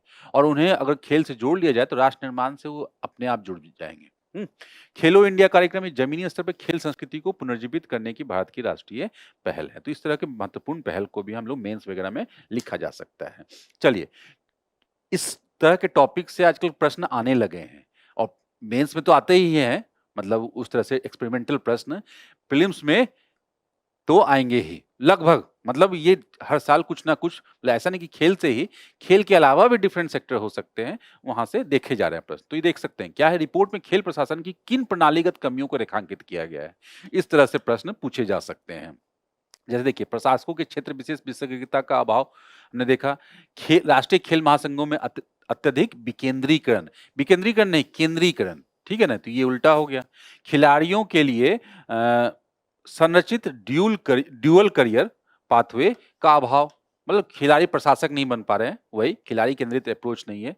तो बी आंसर, 1 और 3 आंसर, ठीक है ना। तो इस तरह से हम लोग देख सकते हैं। चलिए, अब इस तरह के रेगुलेशन से संबंधित प्रीलिम्स और मेंस में जैसा मैंने बताया, तो ये इंपॉर्टेंट है। राष्ट्रीय खेल प्रशासन अधिनियम 2025 में निम्नलिखित में से कौन से प्रावधान शामिल हैं? तो 1 2 3, तो स्वतंत्र राष्ट्रीय खेल बोर्ड, राष्ट्रीय खेल न्यायाधिकरण, राष्ट्रीय खेल निर्वाचन पैनल। अगर आपने पढ़ा है इसे तो 10 सेकंड में जवाब दे देंगे, नहीं पढ़ा है तो फिर उसमें तुक्का लगाने का कोई फायदा नहीं होगा। चलिए, तो ये इस तरह के प्रश्न पूछे जा सकते हैं। जो अंतिम न्यूज आर्टिकल है वो है आरबीआई से संबंधित मजबूत घरेलू मांग और समझदारी भरी माइक्रो इकोनॉमिक नीति। बेसिकली क्या है, आरबीआई ने वित्तीय स्थिरता रिपोर्ट जारी की है, जो कि वर्ष में 2 बार जारी की जाती है, वर्ष में 2 बार। सबसे पहले ये ध्यान में रख लेंगे, अर्धवार्षिक रिपोर्ट है, मतलब 2 बार कब कब ये जारी की जाती है, जून में और दिसंबर में। और ये अर्थव्यवस्था के विभिन्न आयाम के बारे में बात करता है और अर्थव्यवस्था के ऊपर जो विभिन्न प्रकार के जोखिम हैं, जो खतरे हैं, उनकी पड़ताल करता है। ये कमेटी का रिपोर्ट, नाम से ही पता है ना, वित्तीय स्थिरता, जो वित्तीय स्थिरता को बताता है। तो इसलिए वो विभिन्न प्रकार के जो जीडीपी से संबंधित आंकड़े हैं, जो इन्फ्लेशन से संबंधित आंकड़े हैं, जो बचत है, जो बैंकों की स्थिति है, मतलब पूंजीगत स्थिति है, इस प्रकार के डिफरेंट जो है, जो पहलू है, उस पे बात करता है, जिससे कि ओवरऑल वित्तीय स्थिरता, मतलब अर्थव्यवस्था की स्थिरता का पता चल पाए कि अर्थव्यवस्था कितनी स्थिर है या अर्थव्यवस्था पे कितना अधिक खतरा है। तो ये बात हम लोग यहाँ पे करते हैं। तो इस रिपोर्ट में बेसिकली क्या है, वित्तीय स्थिरता एवं विकास परिषद, ये ध्यान में रखेंगे, इंपॉर्टेंट संस्था है, इसके बारे में इस आर्टिकल के लास्ट में देखेंगे। एफएसडीसी की जो उप समिति है, उसी से सुझाव आते हैं, तो वही काम करती है, उसी की सुझाव यहाँ पे दी जाती है इस रिपोर्ट में, ठीक है। और ये रिपोर्ट भारतीय वित्तीय प्रणाली की स्थिरता को प्रभावित करने वाले वर्तमान और नए खतरों की बात करता है, जिससे हमें पता चल सके कि पहले से क्या चला रहा था, अभी कुछ हाल फिलहाल में क्या हो गया है, या भविष्य में क्या आ सकते हैं। ऐसे ही स्थिरता किसी भी सिस्टम को पता लगाना होगा। तो इससे जुड़े हुए जो विभिन्न हाइलाइट्स हैं, की पॉइंट्स हम लोग देख लेते हैं। क्या कि राजकोषीय स्थिति, सबसे पहले राजकोष, सरकार का खजाना, है ना, आमद कितनी हुई और यहाँ व्यय कितना है, आय और व्यय। तो राजकोष क्या, संप्रभु ऋण, जो सरकार ऋण लेती है, उसकी सहन सीमा के अधीन है, ठीक है, सही हो गया। एसएनपी द्वारा भारत की रेटिंग बढ़ाकर बीबीबी कर दिया गया। एसएनपी ये रेटिंग एजेंसी है जो राष्ट्रों की स्थिरता के आधार पर रेटिंग करती है। एसएनपी वगैरह हमने सुना है, फिल्च सुना है हम लोगों ने, इस तरह की संस्थाएं करती है अंतर्राष्ट्रीय स्तर पर। तो ये रेटिंग में सुधार कर दिया, चलो ये भी ठीक है। आर्थिक समृद्धि दर, सरकार द्वारा लिए गए ऋण पर ब्याज दर से अधिक है। विदेशी मुद्रा में कम देनदारियां हैं, मतलब हमारी देनदारियां, तो यही है, कमाई ठीक ठाक है, उसके बाद क्या, ऋण हमने कम लिया है, तो ये स्थिति कुल मिलाकर यहाँ तो पॉजिटिव है। चलिए, कृत्रिम बुद्धिमत्ता को लेकर आशान्वित हैं, मतलब कृत्रिम बुद्धिमत्ता, आर्टिफिशियल इंटेलिजेंस में हम लोगों ने सब जगह हम लोग देख रहे हैं आजकल इसी की बात हो रही है। डिफरेंट सेक्टर में इसे अप्लाई करने की बात की जा रही है, जिससे ऑटोमेशन को बढ़ावा दिया जा रहा है। डिफरेंट सेक्टर में हम लोग देख सकते हैं। तो एक तरह से बूम की स्थिति है, एआई बूम की स्थिति है। तो ये बात तो ठीक है, लेकिन जो अंतर्राष्ट्रीय जो फैक्टर है, उसके कारण कहीं ना कहीं इसको प्रभावित कर सकता है नकारात्मक दृष्टिकोण से। अगर अंतर्राष्ट्रीय स्तर पर कुछ इस प्रकार की घटनाएं हुई जिसका प्रभाव देश, राष्ट्र को भी, मतलब भारत को भी पड़ेगा, तो हो सकता है कि ये निगेटिव स्थिति में बदल जाए। तो एआई की संभावनाओं से बाजारों में उत्साह है, लेकिन किंतु ये आशावाद अंतर्निहित कमजोरियों, वैश्विक प्रभावों के खतरों को छिपा सकती है। अंतर्निहित कमजोरियों की भी बात करती है, जो हमारी अर्थव्यवस्था की संरचनागत कुछ कमजोरियां हैं, तो कहीं ना कहीं वो उसको साकार करने में एआई से जो लाभ हम लोग अभी एक्सपेक्ट कर रहे हैं, वो हम लोग पीछे न हट जाए। जैसे साइबर सिक्योरिटी थ्रेट, मतलब साइबर सिक्योरिटी सिस्टम जो है हमारा उतना डेवलप नहीं है। तो एआई बेस्ड आप इकोनॉमी को कैसे डेवलप कर सकते हो, जब तक आप लोग पूरा का पूरा एक cyber structure, cyber infrastructure develop ना कर पाए, अधिक से अधिक जो है एआई में ट्रेंड जो है वर्कर ना पैदा कर पाए, और हमारे यहाँ स्किल डेवलपमेंट से जुड़ी विभिन्न प्रकार की चुनौतियां हैं। तो इस तरह के गैप भी हैं, तो इसी की बात की जा रही है यहाँ पे। उसके बाद वित्तीय प्रौद्योगिकियों से जुड़े हुए जोखिम, जैसे फिनटेक इंडस्ट्री है, जो लोन देने वाले और जो शेयर मार्केट वगैरह से संबंधित, जो इन्वेस्टमेंट से संबंधित जो ऐप वगैरह सिस्टम आ गया आजकल, तो उससे संबंधित क्या है कि फिनटेक क्षेत्र में ऋण वृद्धि तो हुई है 36.1% की, मतलब जितने दिए जा रहे हैं ऋण, लेकिन कि आरबीआई का ये देखा गया, आरबीआई के द्वारा, कि उन कर्जदारों को लेकर चिंता जताई जा रही है कि जिन्होंने एक से नहीं बल्कि 4-5 से ले लिया है। 4-5 से किस प्रकार का ऋण लिया है, बिना कुछ जमानत वाला, यही इस प्रकार का लोन है ना, आजकल हर मोबाइल पे, हर एक व्यक्ति के मोबाइल पे इस प्रकार के ऐप के जो लोन दे रही हैं उनका मैसेज आता है, और वो कोलेट्रल फ्री लोन दे रही हैं, मतलब कोई बिना गिरवी कुछ रखे हुए, जो परंपरागत व्यवस्था थी। तो उसमें क्या है, जो लोन लेने वाला है उसके डिफॉल्ट होने की स्थिति में जो उसके द्वारा रखा गया है, जो उसके द्वारा जो गिरवी रखी गई है या जो कोलेट्रल रखा गया है, उसको उससे जो है ना, बैंक या जो ऋणदाता है वो अपनी कमी को पूरा कर सकता है। लेकिन यहाँ तो इस तरह की स्थिति नहीं है, तो ये एक जोखिम दिख रहा है यहाँ पे। उसका कुछ और, जैसे स्टेबल क्वाइंस, भारतीय मुद्रा का प्रदर्शन। स्टेबल क्वाइंस क्या है, जो जो डिजिटल कॉइन्स की व्यवस्था है। स्टेबल कॉइन्स मतलब जो स्टेबल मतलब डिजिटल मतलब क्रिप्टो करेंसी में ही ऐसा ऐसा डिजिटल कॉइन जिसे कि स्टेबल उसके मूल्य को स्टेबल बना दिया गया है। और मूल्य को स्टेबल कैसे बना दिया जाता है? वहाँ की फेडरल बैंक या वहाँ की जो जो मुद्रा है, फिएट मुद्रा, जो फिएट मनी है, उसके साथ संरेखित कर दिया जाता है, स्ट्रक्चर्ड कर दिया जाता है। मतलब उसके मूल्य में जैसे अगर डॉलर से जोड़ दिया जाए, तो डॉलर के मूल्य में जब उतार-चढ़ाव होगा, तभी उसके मूल्य में उतार-चढ़ाव होगा। तो मूल्य जो है ना वोलेटिलिटी कम हो गई ना, तो उसी को स्टेबल कॉइन बोलते हैं। तो इस तरह की व्यवस्था में अगर विश्व स्तर पे अगर प्रसिद्ध होती है, तो इससे व्यवस्था जो ट्रांज़ैक्शन तो इंटरनेशनल ट्रांज़ैक्शन तो बढ़ेगा ही बढ़ेगा, नो डाउट। लेकिन इसके नकारात्मक पॉइंट भी हैं कि जैसे कि मनी लॉन्ड्रिंग जैसी व्यवस्था बढ़ती है। उसके बाद क्या जो नकारात्मक जो क्रॉस बॉर्डर जो जो एक्टिविटी है, मनी लॉन्ड्रिंग से जुड़ा हुआ टेररिस्ट फाइनेंसिंग वगैरह, ये सब भी चीज़ें बढ़ने की संभावना है। और क्या है कि जो स्टेबल कॉइन्स का व्यापक उपयोग क्या होगा? तो भारत की जो मौद्रिक संप्रभुता है, मतलब अभी कौन देखता है? एक तरह से आरबीआई है, पैसा जारी करना, पैसे पे यही। तो ये सब कहीं न कहीं वो जो पूरी की पूरी प्रणाली बनी हुई है, उसको ठेस पहुँचेगी क्योंकि उसके पैरेलल एक डिजिटल करेंसी की व्यवस्था खड़ी हो जाएगी ना। तो ये चीज़ है।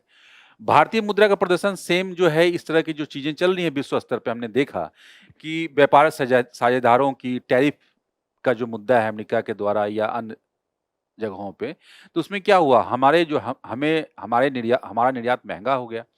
आयात जो है हम लोग जो है ज़्यादा कर रहे हैं, तो दोनों तरफ से हम हमारे ऊपर ज़्यादा मार पड़नी है। तो जिस कारण से जो है ना हमारा मुद्रा का जो है ऑब्वियसली लेवल जो है ना मूल्य ह्रास हुआ है। तो मुद्रा जो है हमारे जो रुपया है डॉलर के मुकाबले हम लोग देख रहे हैं कि अभी गिर रही है। तो ये स्थिति भी नकारात्मक है। बैंकिंग क्षेत्र की स्थिति क्या है? बैंकिंग क्षेत्र थोड़ा-सा ध्यान देने वाली बात है कि यहाँ पे जो अनुसूचित वाणिज्यिक बैंक हैं, उनके पास बफर है, पूँजी ठीक-ठाक है उनके पास।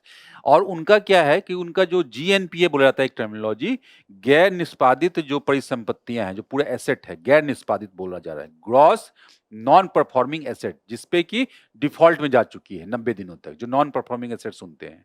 जो जो कुल तो ग्रॉस किसको बोलेंगे? कुल जो है, पूरा जो किसी बैंक के पास। वो जो है उसका अनुपात सितंबर 2025 से 2.2% पे आ गया है, मतलब घटा है वो, घटा है। तो ये ध्यान रखेंगे घटा है, ठीक है? और अगर हम इस नए डेटा को अगर नहीं ध्यान में रखेंगे, यूपीएससी प्रीलिम्स में पूछेगी और हम लोग कन्फ्यूज़ हो जाएँगे। हम लोग तो समझेंगे नहीं एनपीए तो बढ़ ही रहा है देश का, है ना? तो ये रिसेंट डेटा है एनपीए से संबंधित, देश के बैंकों से संबंधित, शेड्यूल्ड बैंक से संबंधित। तो बैंकिंग प्रणाली से एक ना एक प्रश्न आते हैं यूपीएससी प्रीलिम्स में, तो इससे प्रश्न पूछे जा सकते हैं। और ये पिछले कई दशकों का न्यूनतम भी है। तो ये दोनों हाइलाइट जो है ना एकदम एकदम मार्क करके रख लें। चलिए। अब संस्था के बारे में जैसा मैंने बताया था कि संस्था के बारे में देख लेते हैं, वित्तीय स्थिरता विकास परिषद के बारे में। कौन होता है? ये 2010 में स्थापित किया गया था। केंद्रीय वित्त मंत्रालय के अंतर्गत एक शीर्ष गैर सांविधिक है। इसका उद्देश्य वित्तीय स्थिरता प्रणाली को मजबूत करना है। ठीक है? संरचना क्या है? अध्यक्ष कौन होगा? केंद्रीय वित्त मंत्री होगा। सदस्य कौन होंगे? यही जो संस्थाएँ हैं, रेगुलेटर्स जो हैं सारे, सेबी, आईआरडीआई, पीएफआरडीआई, आईबीबीआई के अध्यक्ष होंगे, संबंधित सरकारी सचिव तथा मुख्य आर्थिक सलाहकार। तो ये भी संरचना भी इम्पोर्टेंट है। कार्य क्या है? संपूर्ण वित्तीय प्रणाली की स्थिरता बनाए रखने में समन्वय करना, विनियामक संस्थाओं को भी सहयोग को बढ़ावा देना, वित्तीय क्षेत्र का विकास करना, वित्तीय समावेशन और वित्तीय साक्षरता को बढ़ावा देना। ठीक है? ये मेंस में लिखने के लिए पॉइंट हो गया। एफएसडीसी उप समिति जिसकी बात की गई थी, जिसके डेटा को लिया गया है इसके लिए। इसकी अध्यक्षता आरबीआई गवर्नर करते हैं और यह एफएसआर को सुझाव देती है और व्यवस्था से जुड़े जोखिमों पर चर्चा करती है। तो ऐसे इसका संबंध है, जो फाइनेंशियल स्टेबिलिटी रिपोर्ट है इसी के उप समिति के की बात करता है। प्रश्न देख लेते हैं। इस प्रकार से प्रश्न पूछे जाते हैं ऐसे कि वित्तीय स्थिरता रिपोर्ट के संबंध में निम्नलिखित में से कौन सा कथन सही है? क्या है? आरबीआई द्वारा वार्षिक रूप से जारी की जाती है, तो ये तो गलत होगी। तो बेसिक प्रश्न है, फंडामेंटल। ये आरबीआई द्वारा छमाही जून और दिसंबर में जारी किया जाता है। तो आता है आपको, अगर आपने पढ़ रखा है इस तरह की संस्था के बारे में तो बड़ी आसान है। लेकिन अगर नहीं आएगा, नहीं पढ़ा है आपने, मिस कर गया तो मुश्किल हो जाएगी। अनुसूचित वाणिज्यिक बैंकों के संदर्भ में निम्नलिखित कथनों पर विचार कीजिए। अनुसूचित वाणिज्यिक बैंक, ये जो इम्पोर्टेंट डेटा है, ये इस प्रकार के डेटा जो कि एनपीए से बैंकिंग प्रणाली से संबंधित है। बैंकों के पास मौजूद पूंजी बफर मौजूद है। एक सकल गैर निष्पादित अस्थि अनुपात सितंबर 2005 में 2.2% रहा। जीएनपी अनुपात ऐतिहासिक रूप से उच्च स्तर पे है। तो क्या सही होगा? नहीं, ये तो घट रहा है ना, ठीक है, और निम्न स्तर पे है ये, ठीक है। तो 1 और 2 आंसर। तो इस प्रकार से अर्थव्यवस्था के महत्वपूर्ण क्षेत्र से संबंधित ये जो महत्वपूर्ण आर्टिकल था। हाँ, तो चलिए अब हम लोग महत्वपूर्ण जो है आज की संक्षिप्त सुर्खियां हैं उसको देखते हैं। तो जो सबसे पहला जो शॉर्ट आर्टिकल है इसमें डंक रहित मधुमक्खियां के बारे में बात की जा रही है। कहाँ? अमेजन। इन्हें सबसे पहली बार ये पहले ऐसे कीट हैं जिन्हें कानूनी अधिकार प्राप्त हुआ है। तो ये इम्पोर्टेंट एक न्यूज इन्वायरमेंट के संदर्भ में बन सकता है। डंक रहित मधुमक्खियों के बारे में यही बताया गया कि प्राचीन उत्पत्ति वाले काफी प्राचीन जीव माने जा रहे हैं। मधुमक्खी की प्रजातियों में से लगभग 8 करोड़ वर्ष पुराने हैं। 8 करोड़ वर्ष पुराने अस्तित्व में है। शारीरिक संरचना अगर आपको ध्यान में रखना हो तो डंक होता है, लेकिन ये बहुत छोटे होते हैं और रक्षा के लिए कार्यान्वयन इसका उपयोग करते हैं। ये कहानी बना के भी दे दिया जाता है कि हाल फिलहाल में चर्चा में था। विविधता भी है, काफी अधिक प्रजातियां हैं। और उसके बाद क्या उपचार क्या है इसके? शहद, बेसिकली इसका यूज किया जाता है शहद इसका, जो उसको क्या तरल स्वर्ण बोला जाता है, गोल्ड से जो है ना इसकी तुलना की जा सकती है। और ये अपने शक्तिशाली जीवाणुरोधी और सूजन रोधी गुणों के लिए मूल्यवान है बेसिकली। तो इसलिए ये काफी इंपॉर्टेंट है ये। और ये प्राचीन परागणकर्ता है। तो बेसिकली क्या है, हमने सुना है कि पॉलिनेटर या परागणकर्ता किसी भी इकोसिस्टम में महत्वपूर्ण भूमिका निभाते हैं वनस्पतियों के विकास के लिए, क्योंकि वही यहाँ से यहाँ क्या करते हैं, यहाँ से यहाँ जो जो रिप्रोडक्टिव सिस्टम है, जो प्रजनन प्रणाली है वनस्पतियों की, उसको जो है संचालित करने में महत्वपूर्ण भूमिका निभाते हैं। क्योंकि एक जगह से एक फूल से दूसरे फूल तक पराग को ले जाने का, ट्रांसफर करने का काम यही जीव करते हैं। तो इसमें से कुछ छोटे पक्षी भी होते हैं।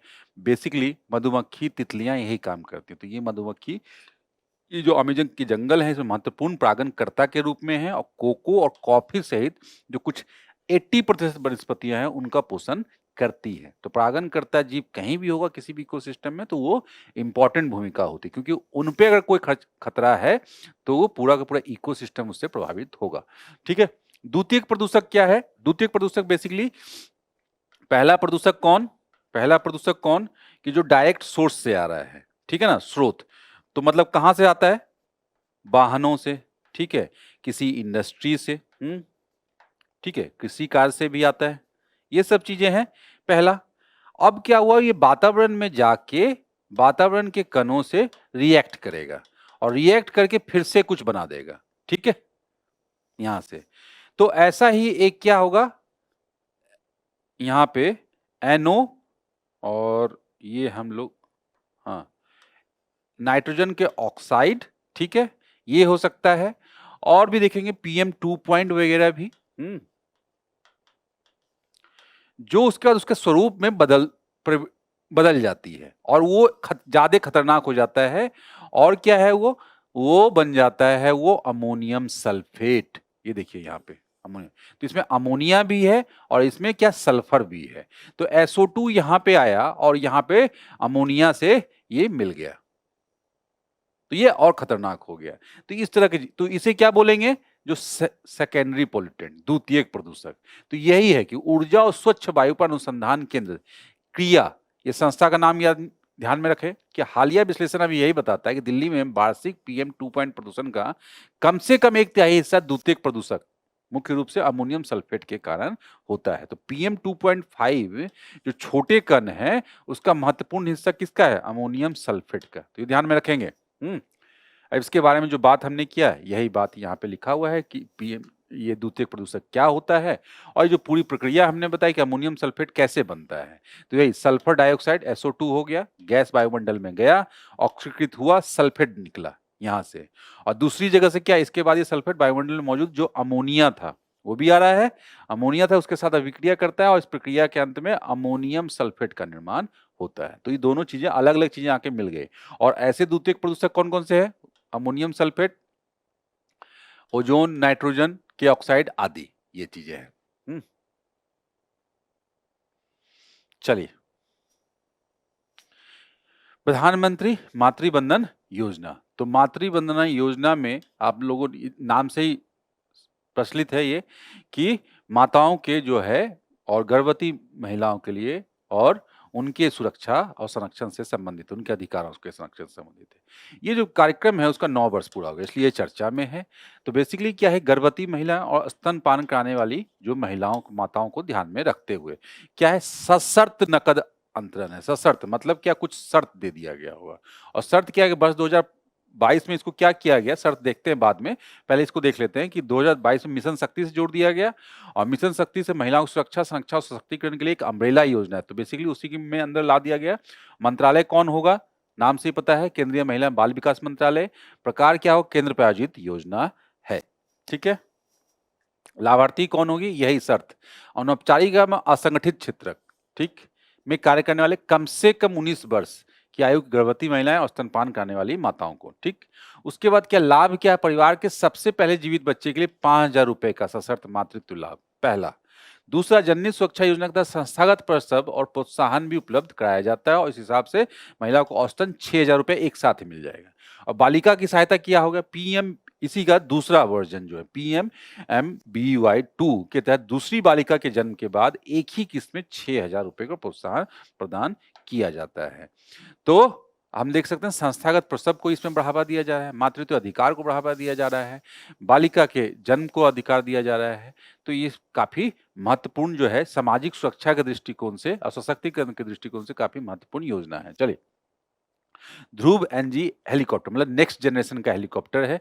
ध्रुव तो हम लोग पहले से जानते ही हैं, जो छोटा हेलीकॉप्टर जो है, हाँ, तो ये बेंगलुरु में अपनी पहली उड़ान, न्यू नेक्स्ट जनरेशन का प्लेटफॉर्म बेसिकली वही है, HAL ने बनाया है इसे, हिंदुस्तान एरोनॉटिक्स लिमिटेड का ALH ध्रुव स्वदेशी रूप से विकसित 2 इंजन युक्त बहुभूमिका वाला हेलीकॉप्टर है। संस्करण ध्रुव NG आधुनिक विमानन प्रणालियों में सुसज्जित नई पीढ़ी का असन्य संस्करण है। और भूमिकाएं क्या है, इसे परिवहन, एयर एम्बुलेंस, आपदा राहत, पर्यटन और अन्य उपयोगी मिशनों के लिए डिजाइन किया गया है। कार्बन सीमा समायोजन, जलवायु परिवर्तन, ग्लोबल वार्मिंग की बात हम लोग सुन रहे हैं, काफी बड़ा मुद्दा है। और उसी के साथ साथ इसके कारण पे भी बात की जा रही है। उसके कारण में क्या, उत्सर्जन, कार्बन उत्सर्जन। और कार्बन उत्सर्जन को कंट्रोल करने के लिए विश्व स्तर पे, विभिन्न राष्ट्रों के स्तर पे जो है ना, अपने यहाँ जो नियम कानून विनियमन किए गए हैं। तो इसी को देखते हुए यूरोपीय संघ ने ऐसी व्यवस्था बनाई है कि विश्व का पहला कार्बन कर लागू किया है। ये कार्बन कर कैसा, क्या कर होगा, ये बेसिकली जो यूरोप में आने वाला सामान है उस पे लगेगा। और क्यों लगेगा, लगेगा ये कि अगर वो राष्ट्र, जो राष्ट्र X है जहां से वो सामान चल रहा है, वो राष्ट्र अगर इस प्रकार के कार्बन उत्सर्जन के प्रति उसकी नीति जो है पर्याप्त नहीं है या नहीं है, मतलब नीतियां जो है ना कहीं कमजोर है, तो इस स्थिति को से निपटने के लिए, इसके समाधान के लिए यहां पे उस पे क्या होगा, टैक्स लगा दिया जाएगा। तो यहां पे टर्मिनोलॉजी आएगी यहां पे कि लीकेज को कम किया जा सकेगा। ठीक है, यही बताएगा कि यह EU की एक नीति है, इसके तहत कम सख्त जलवायु नीति वाले देशों से कुछ उत्पादों, और किस प्रकार के उत्पाद में सबसे ज्यादा ये उत्सर्जन होता है, तो आप समझ सकते हो, ये भी लॉजिकली हम लोग समझ सकते हैं, स्टील हो गया, सीमेंट हो गया, यही बड़ी इंडस्ट्री जिसमें। और वहां अगर वो नॉर्म्स सही नहीं है, कार्बन उत्सर्जन को कंट्रोल करने से संबंधित, या ग्रीन नॉर्म्स जो है ना सही नहीं है, पालन नहीं किया जा रहा है, तो वो प्रोडक्ट अगर आएगा तो इसका मतलब क्या हुआ, EU अपने यहां तो नॉर्म्स का किया उसने, लेकिन जो आयातित वस्तु है उस पे नॉर्म्स जो है सही नहीं है। तो इसका मतलब क्या, जलवायु परिवर्तन के लिए जो उसकी प्रतिबद्धताएं थी कहीं ना कहीं कमजोर पड़ गई, तो इसी को बोलते हैं लीकेज। तो ये अगले खंड में हम लोग देख सकते हैं। तो कुल मिलाकर इसका यही है कि कार्बन लीकेज को रोकना इसका मुख्य उद्देश्य है। तो ये टर्मिनोलॉजी ध्यान में रखेंगे। ये भी पूछा जा सकता है कि निम्नलिखित में से कौन कार्बन लीकेज का उदाहरण है, ये कार्बन लीकेज से आप क्या समझते हैं, तो यही है कार्बन लीकेज का अर्थ। ठीक है, और शामिल क्षेत्र भी पूछा जा सकता है, सीमेंट, एल्युमिनियम, उर्वरक, लोहा, इस्पात, हाइड्रोजन, विद्युत। और व्यापार पर प्रभाव क्या होगा, अब भारत जैसे कंट्री जो इस प्रकार के प्रोडक्ट बनाते हैं तो उनका क्या होगा, निर्यात जो है महंगा हो जाएगा। ऑब्वियसली जहां पे जलवायु विनियमन जो है ना कमजोर है यूरोप की तुलना में, मतलब विकासशील राष्ट्र है, उभरती हुई अर्थव्यवस्था है, तो वहां पे सामान्यतः इस तरह की स्थिति है, तो उनके निर्यात को महंगा होने का भय है। प्रलय मिसाइलें सैन्य रक्षा के दृष्टिकोण, रक्षा क्षेत्र में इंपॉर्टेंट और मिसाइल टेक्नोलॉजी से इंपॉर्टेंट क्यों, क्योंकि DRDO ने उड़ीसा तट से 2 प्रलय मिसाइलों का प्रक्षेपण किया और ये इंडिजिनस है, मतलब स्वदेशी है, अल्प दूरी की ओर सतह से सतह पर मार करने वाली अर्ध बैलिस्टिक मिसाइल है। तो इसलिए इंपॉर्टेंट है और उसका डिफरेंट प्रकार की जो है ना वॉरहेड्स को ले जाने और कई लक्ष्यों को भेजने के लिए डिजाइन किया गया है। तो ये भी इंपॉर्टेंस बनाता है। रेंज इसका 150 से 500 किलोमीटर है। तो हमारी सीमा सुरक्षा के दृष्टिकोण से जो मिसाइल टेक्नोलॉजी सीमा सुरक्षा के दृष्टिकोण से जो है काफी इंपॉर्टेंट है। Land stack, land stack basically भूमि बैंक की बात की जा रही है, जो भूमि सुधार की बात की जा रही है, जो भूमि का रिकॉर्ड के डिजिटलीकरण की बात की जा रही है, उसी से संबंधित है ये न्यूज। क्या है कि भूमि डिजिटल इंडिया भूमि अभिलेख आधुनिकीकरण कार्यक्रम, यही DILRMP में के अंतर्गत लैंड स्टैक और राजस्व शर्तों की शब्दावली GORT का शुभारंभ किया गया है। लैंड स्टैक के बारे में क्या है कि बेसिकली क्या है, एकीकृत GIS आधारित डिजिटल प्लेटफॉर्म है और ये सिंगापुर, यूनाइटेड किंगडम, फिनलैंड जैसे देशों में वैश्विक सर्वोत्तम प्रथाओं से प्रेरित है। तो एक प्लेटफॉर्म बना दिया जहां पे संपत्ति अभिलेख जो है ना सारा जो है ना अवेलेबल होगा, तो ये आसानी होगी सबके लिए। और मुख्य विशेषताएं लाभ क्या है, नागरिक को सरकारी एजेंसी दोनों को भूमि और संपत्ति संबंधी जानकारी है। आज क्या है, ये बड़ी ही उबाऊ और बहुत ही जो पेचीदा मतलब कॉम्प्लेक्स जटिल प्रक्रिया है और भ्रष्टाचार का सबसे बड़ा कारण यही है, क्योंकि वो किसी भी जमीन से जुड़े हुए जो कागजात हैं उसको उस तक पहुंच बना पाना ही बड़ा मुश्किल है। तो इतनी दुरूह व्यवस्था थी, इसको डिजिटलाइजेशन कर दिया जाए, इसका पूरे के पूरे रिकॉर्ड का, और उसके बाद क्या उसे एक पोर्टल पे रख दिया जाए, जो कि जिस तक की सबकी एक्सेस होगी, तो वो पूरा का पूरा प्रक्रिया ही आसान हो गई, प्रजातांत्रिक हो गई।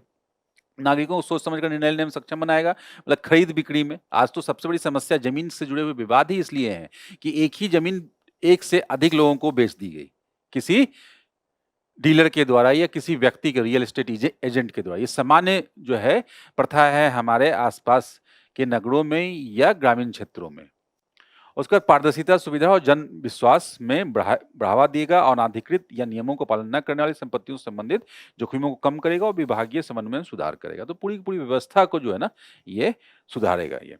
अब देखेंगे स्किल से संबंधित क्या है, स्किलिंग फॉर AI रेडीनेस, सोर। ये तो AI के संदर्भ में हमें स्किलिंग की आवश्यकता है, तभी हम लोग AI से मिलने वाले जो भविष्य के लाभ हम लोग अभी एक्सपेक्ट कर रहे हैं तभी मिल पाएगा। तो यही राष्ट्रपति स्किलिंग फॉर AI रेडीनेस कार्यक्रम में शामिल हुए। तो इसके बारे में वही ये जुलाई 2025 में शुरू किया गया और बेसिकली कौशल विकास और उद्यमशीलता मंत्रालय के अंतर्गत है और इसी प्रकार के कौशल विकास और कृत्रिम बुद्धिमत्ता के में दक्षताओं को एकीकृत करेगा और कक्षा 6 से 12 तक स्कूली छात्र और सरकारी व निजी स्कूलों में शिक्षक जो है इसके लक्ष्य समूह है, जिससे कि AI को बढ़ावा दिया जा सके नीचे से। तो यही कुल मिलाकर मुद्दा है। अंत में सुर्खियों में रहा स्थल जो एक बाल्कन कंट्री है। कौन सा कंट्री? बुल्गारिया। राजधानी कौन सी है? सोफिया। और इसमें बेसिकली चर्चा में क्यों है? चर्चा में इसलिए कि यूरो को अपनी आधिकारिक मुद्रा के रूप में अपनाया है और ये 21वां सदस्य है ये यूरोजोन का। और इसके बारे में हम लोग देखेंगे तो इस मैप पे देखेंगे दक्षिण पूर्वी यूरोप में बाल्कन प्रायद्वीप पे अवस्थित है। बाल्कन ग्रीस देख सकते हैं, टर्की, इधर रोमानिया और इधर कालासी। ये तो इस तरह से हम लोग देख सकते हैं इसके भौगोलिक सीमा को। तो यही है रोमानिया, दक्षिण पूर्वी तुर्की व ग्रीस और उत्तरी मैसेडोनिया, सर्बिया। सीमावर्ती जल निकाय क्या पूर्व में काला सागर अवस्थित है। भौगोलिक विशेषताएं क्या है? महाद्वीपीय से लेकर और भूमध्य सागरीय तक भिन्न भिन्न जलवायु यहाँ पे पाई जाती है। प्रमुख नदियां डेन्यूब इस रीजन से, मारिसा, स्टुमा, ये जो है यहाँ पे छोटी छोटी नदियां, और डेन्यूब जो है बड़ी नदी जो यूरोप की एक महत्वपूर्ण नदी है। तो चलिए हम लोग चलिए तो हम लोग यहीं पे आज के न्यूज़ टुडे के इस अंक को कंक्लूड करते हैं और आशा है कि आप लोगों ने जो सीखा इसे देखकर उसे अप्लाई करेंगे प्रश्न को सॉल्व करने में और अपने करंट अफेयर की तैयारी को आगे बढ़ाने में, और अधिक से अधिक रिवीजन करते रहें क्योंकि प्रीलिम्स पास है, और अपनी तैयारी को आगे बढ़ाते रहिए। All the best. धन्यवाद।